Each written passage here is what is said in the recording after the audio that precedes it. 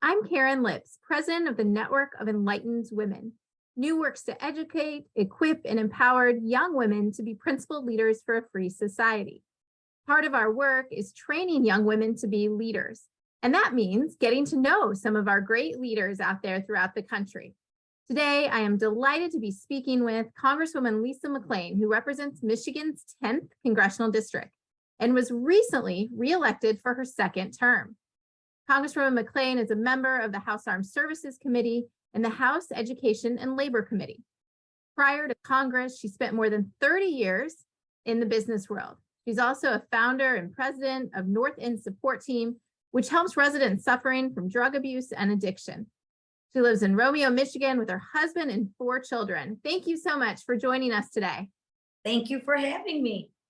Well, I'm excited about your private sector background. After school, I went into the private sector. And so would love to hear, how did you make the transition from the private sector to running for office? I have to credit my youngest daughter, Ryan, with that. I've always been political, but I never was involved necessarily because I spent my time, raising a family and building a business. And we always have Sunday dinner. I'm Italian, so Sunday dinner is, if you're late for Sunday dinner, mama's going to be mad, and a mad mama is no good. Nobody wants that. But we're having Sunday dinner, and I'm usually, I'm crabbing about something. And my youngest daughter looked across the table at me and she said, "Well, if you don't like it, Mom, why don't you do something about it? Why don't you run for Congress?" And she was sassy about it, but it got me thinking. And I thought, why don't I? And then 2 weeks later, ironically, the gentleman that had the seat decided to retire and not come back.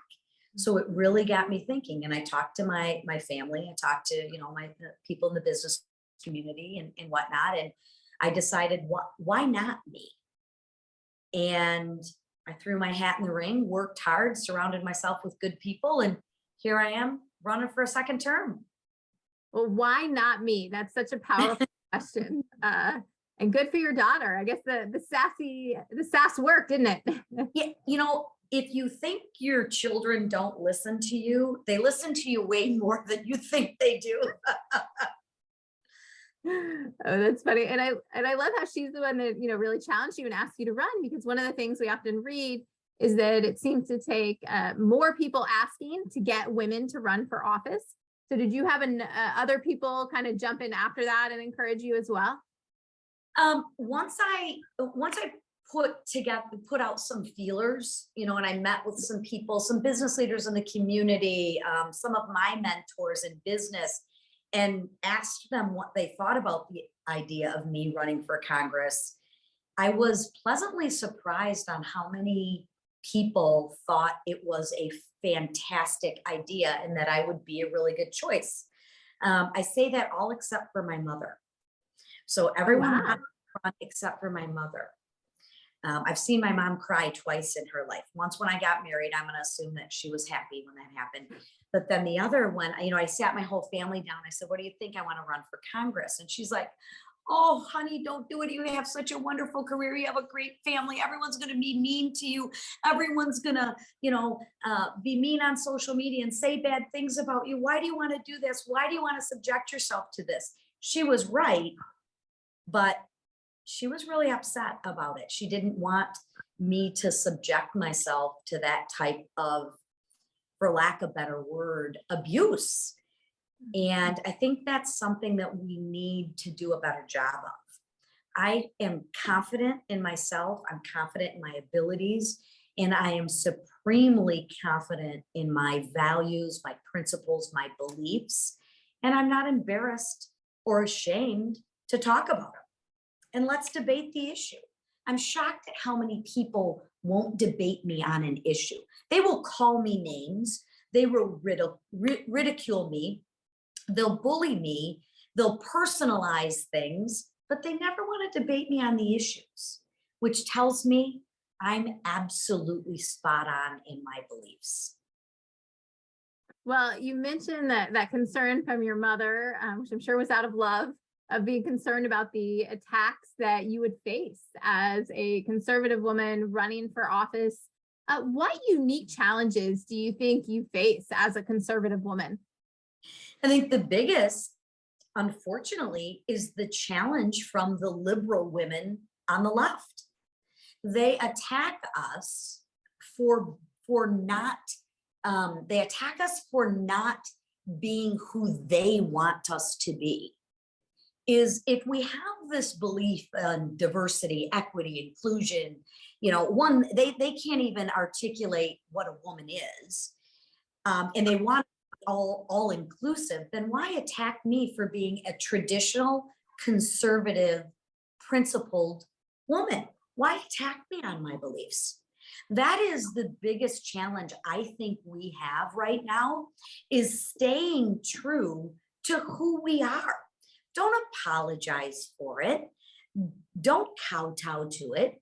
Stand up and be proud of who you are, what you've done, and what you believe in. Well, I'm sorry you've had to face that from some of the liberal women on the left, but I will tell you that's exactly what so many of our young women on campuses face. And it's a real problem with the feminist movement today. This idea that we want to empower women, but only if they think one way and Right. Only if they fit your narrative. They want to empower you, but only if they fit their narrative. Well, that's a little bit of a contradiction, don't you think? And again, that's why it's so important that you and some of the other women in Congress really speak out and make it clear that there's not just, one vision of what women can and should think. Exactly. And don't apologize for it. And debate me on it. Because if we have an honest debate, it does one of two things. It either makes me stronger in my beliefs and my belief system, or it gets me to think, wow, maybe you're right. And maybe I can see things from another's point of view. But you can only do that if we debate logically. When you start slinging mud and calling me names, that doesn't help. No, it doesn't. So what efforts have been made? Have you all reached out to some of the women on the left, or have they reached out to you? Or was it one of these situations that the mud just started to get slung really early on? The beauty is, or the distraction is social media. My heavens, no one will debate me. But what they will do is get on your social media and call you names. Oh, you're this. Oh, you're that, right? They have this amazing ability to have keyboard courage. They don't even have real profiles. It's quite sad when you think about it, is we don't have that face-to-face, honest, logical, might I say, respectful interaction. They get behind the keyboard and they call you names. Ooh, which tells me I'm spot on with everything I'm doing. Well, what are some areas where you think there could be some unity for women in Congress to work together on, or what are some of your priorities where you're trying to form a coalition to move the ball forward? I'm trying to start with traditional American values. Just keep it simple. We have a tendency to overcomplicate everything. And the other thing I would say is, if you have a concept, that concept should weave and apply in every aspect, whether it's professionally, personally, spiritually. The concept should be applicable to all areas of your life. But I'm trying to get back to simple things, such as respect. Let's just have a little respect for each other. Right? Let's have some respect that we can disagree and still be friends. Disagreement isn't disloyalty, right? That's what makes this country and us as humans so unique, right? We don't want everybody to be exactly identical and to have thought control. That's what makes us diverse. That's what makes us different and special and unique. Let's just get back to some simple things in life. Respect. um, marriage, whatever that may be, family, whatever that may be, love, empathy, listening. Those are some pretty simple concepts that would serve everyone well, I think, and really bring the temperature down. So have you been surprised in Congress at how heated it is and how much of a lack of debate you find? That seems like something you've mentioned a few times. And maybe what other surprises have you found becoming a member of Congress? Just the hypocriticalness, right? Is, and the hypocrisy is overwhelming to me at every turn. So that would be a negative. But I'll share a little bit of a positive surprise for me, because I thought when I came to Congress, it was going to be extremely adversarial. And yes, it is. But it's like that bell curve. If I take a look at the bulk of people in Congress, we are all here because we love this country. We know that this is the best country to live in. I mean, this is the country where people will risk their lives to come here for more opportunity and for a better life for themselves and their families. We are a lot more together than people think we are. And if we could just start with this premise, what do we agree upon? Whether it be for my state, my district, the Great Lakes, for example. We all appreciate the Great Lakes. We all want to preserve, or I should say conserve, the Great Lakes. What is something that we can agree on and work on together that builds trust, that builds camaraderie, as opposed to finding and focusing on our differences? The differences are the easy thing. The difficult thing is, what do we agree on? And there are, if you start from that lens, there really are a lot more things that we agree upon than we disagree upon. Well, you mentioned building trust, building camaraderie. What leadership skills do you think have been most important in your role? And what did you do in the private sector? What skills did you develop that have now prepared you for this role? They're transferable skills. And I would say empathy, right? You have to be able to see things from another's point of view. Empathy is a very valuable skill. I may not have sympathy because I haven't experienced exactly what you're experiencing, but I have to have empathy, whether it's, federal relief from the hurricanes or, tornadoes or whatever it may be, or criminal activity, whatever it may be. That skill of empathy and compassion is critical. Listening. My mom taught me God gave you 2 eyes and 2 ears and 1 mouth. Use them accordingly. If I can just pause for a moment and listen, that will help me put together better policies, better programs, and focus on better solutions for everyone. And probably one of the most important, I think, is courage. Courage to stand up and talk about what I believe in. I'm very, very principled.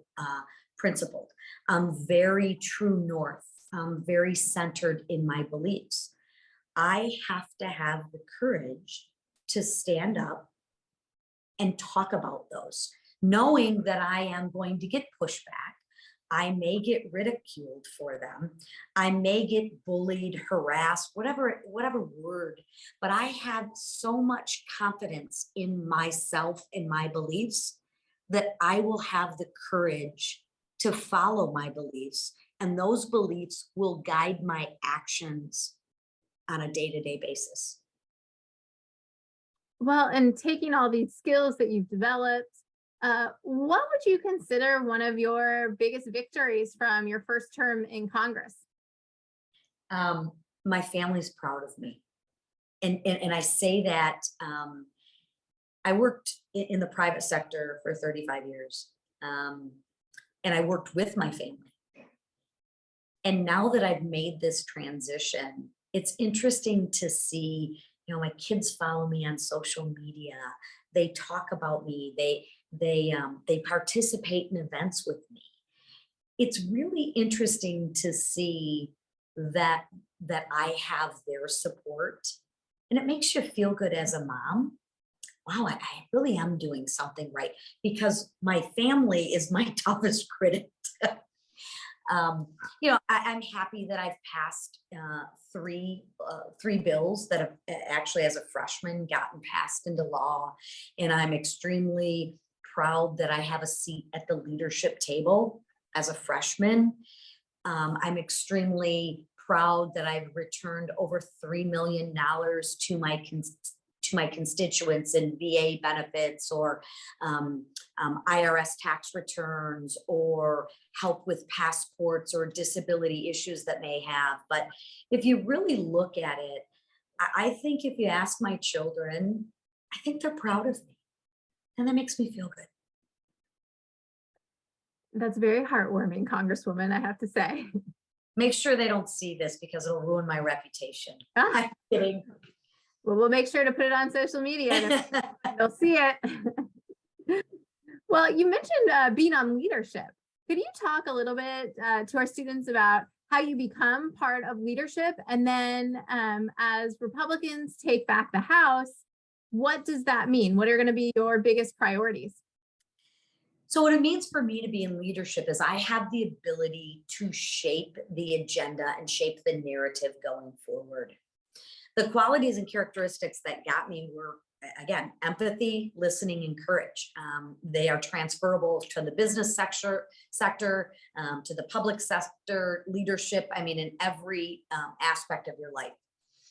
I think that is critical. Taking back the House, we're going to be able really to play defense and stop a lot of the craziness and the progressive policies that the left have really crammed down our throats. That's what I'm looking forward to. I don't know that we'll be able to play offense as much as I'd like to play, but we can at least play some good defense going forward in the 118th Congress. What do you expect President Biden to try to pass through Congress? What do you think are going to be the maybe biggest threats to freedom coming from this administration? Just his progressive agenda, and we've seen it over and over again, from right now the appointing of very liberal, non-rule of law Supreme Court justices, to federal judges. We have to get back to, remember I talked about those simple things earlier, those traditional American values. How about the rule of law? That's really a simple concept, right? It's right, it's right. Justice is supposed to be blind. I think he's going to continue to pass his America Last agenda, his green new energy policies. And I want to talk about that for a minute. I believe in clean energy, but the policies that we're passing aren't giving us that end result. We're still using the same amount of oil. We're just not producing it from America. We're helping our adversaries, whether it be Venezuela. Yeah, didn't I just read that the president now is going to buy oil from Venezuela? Is that correct? You are 100% accurate. So we're going to help the Venezuelan economy, yet we're going to harm the American economy. That seems a little backwards to me, right? Again, if you are America first, if you truly believe in American values, who do you think has a better clean energy policy, America or Venezuela? I think we have a few more rules and regulations than Venezuela does right now. And where would you rather have that money go to with a 40-year high inflation? I'd rather support the American people. Well, it's great to have some outspoken conservative women in the House. And I'd be curious to get your thoughts on, there's a lot more liberal women in the House than conservative women. Why do you think that is? And is that something that's being addressed? So I would challenge you on that thought for a moment. Is I think there's a lot more conservative women out there. We just don't hear their voice. We have to enable the conservative women to have a voice, to have a platform. We need to support them, encourage them, and surround them to make sure they know you are not alone. And there's very few, even the women in Congress, let me put it in a positive, a very small percentage of progressive women are out there. There's a lot more conservative, traditional American valued women like myself. You just don't hear about it. And I want to change that. I want to empower, especially our young people, to let them know your conservative voice, you are not alone. You are heard, you are valued, and I want to inspire you to get in the game because you are absolutely not alone. You just need to make sure that you get on the right team and that you surround yourself with like-minded people. And we're out there. You just don't hear about them. That's why what you're doing right now is so critical, is to give a voice to conservative women. And that's what I appreciate coming from you.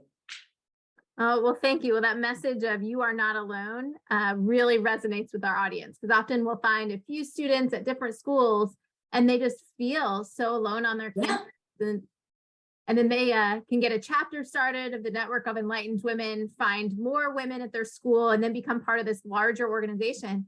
And I think that community really makes a difference. Are there any other tactics besides building community that you have found have been helpful in elevating voices from conservative women? Well, I think it's important to do the things that we're doing right now. To talk to people, to give them a platform, to go to the colleges, to go to the universities. She Leads is another one. Really getting involved in conservative women's organizations are critical because you're not alone. And they're out there, they're just suppressed. It really goes back to, again, the basics. And don't listen to social media. They're out there. Have some confidence and have some courage. You're not alone. You just got to seek out the right people. Well, I think you're right there. And I'm delighted to share that we have a great chapter at Oakland University in your day. Yes. So we do. We're glad to have that chapter there. Well, I wanted to end by asking if you have any books or podcasts or other resources that you think have been particularly helpful in your journey that you would like to share with our audience. My favorite book of all time is Atlas Shrugged. It's a long read, but Ayn Rand was way ahead of her time on that book. But it goes back to concepts. It goes back to principle-centered leadership, the oak tree rotting within, it's just one day.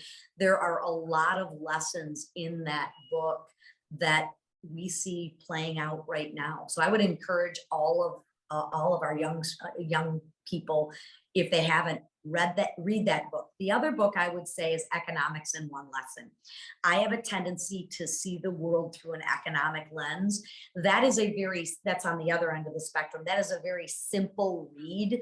It talks about the broken window analogy, and it breaks down complicated or perceived complicated economic issues, and it breaks them down to very understandable and digestible issues that really are simple and make a lot of sense. So Atlas Shrugged, heavy read, Economics in One Lesson, my next simple favorite read. Those are two choices that give people a good variety. So thank you so much, Congresswoman. And thank you so much for joining us today. Could we end by you sharing, I know we've been a little skeptical or maybe critical of some social media, but would love for you to share your handles so our audience can follow if they'd like to. Oh boy. Hang on, I gotta get, which one? Rep Lisa McClain. Okay, Rep Lisa McClain, MCCLAIN. And you can follow me on every social media, Twitter, Facebook, you name it. I'm out there. You're there. Well, wonderful. Well, thank you so much for being with us, Representative. We really appreciate it. Have a great day. Have a great day. And believe in yourself. Believe in yourself. Thank you.